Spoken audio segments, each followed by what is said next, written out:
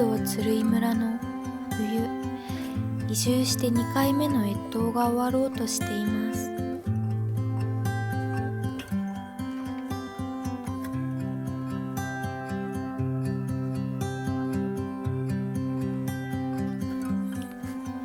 ブリザードが吹き荒れた嵐の夜に凍りついた髪を切り落としました。子供の頃からずっと同じ髪型だったのでまだ慣れませんが、田舎で暮らしていると短い髪は便利だったりします。冬を2回越せば冬眠という言葉を聞きました。どこまでも白くて青い北海道の冬が好きです。リンの田舎暮らし。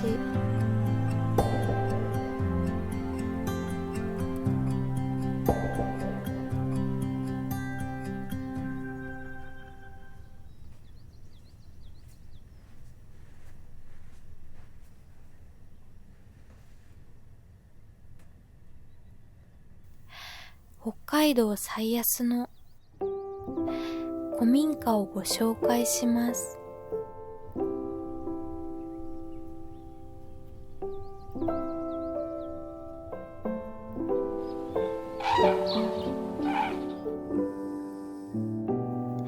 私のお部屋です。稲わらで鮭を吊る仕掛けを作ったり、熊が好きなどんぐりの木を植林するため、拾い集めた流木を加工してメルカリで売る内職をしているので、お部屋は散らかっていますが、嬉しい発見をしました。流木をつけていた残り湯は炭の香りがして、とても癒されます。熊の食料を増やすための流木集めで、北海道が溶け出した天然のモール温泉に入ることができました。オホーツク海の潮入りです。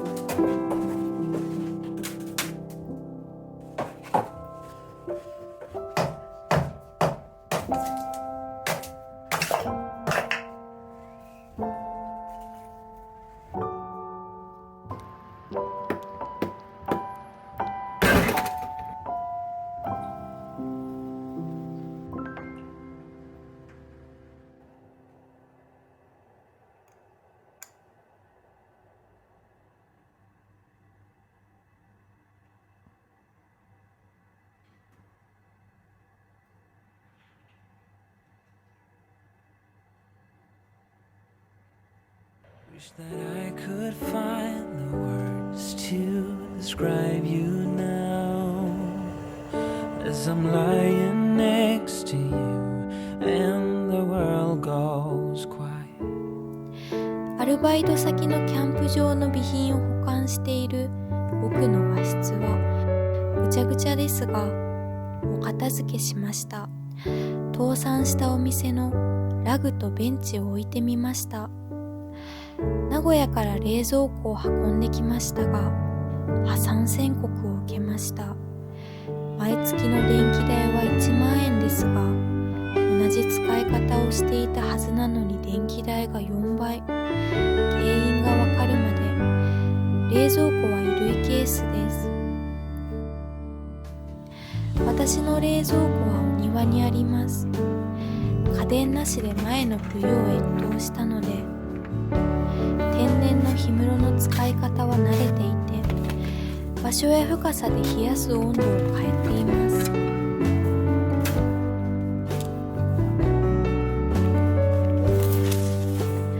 何を貯蔵していると思いますか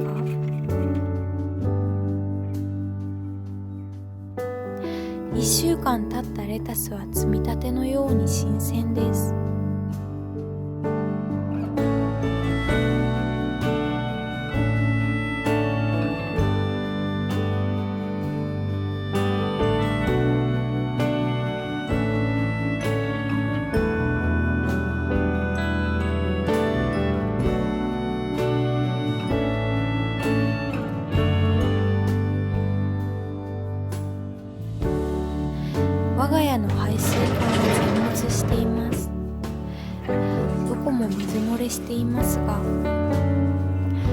導線を閉めたり、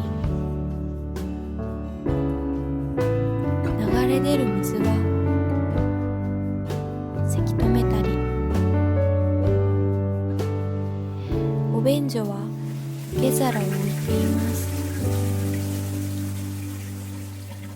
洗濯機の排水口も詰まっているので水が流れません。洗濯機は最初から壊れていたので、洗濯板を使って洗濯しています。服が少なくて助かっています。The one to make things right, and I fall for you again. We've been through it all. You're the one who understands. 名古屋から北海道に一緒に来た服です。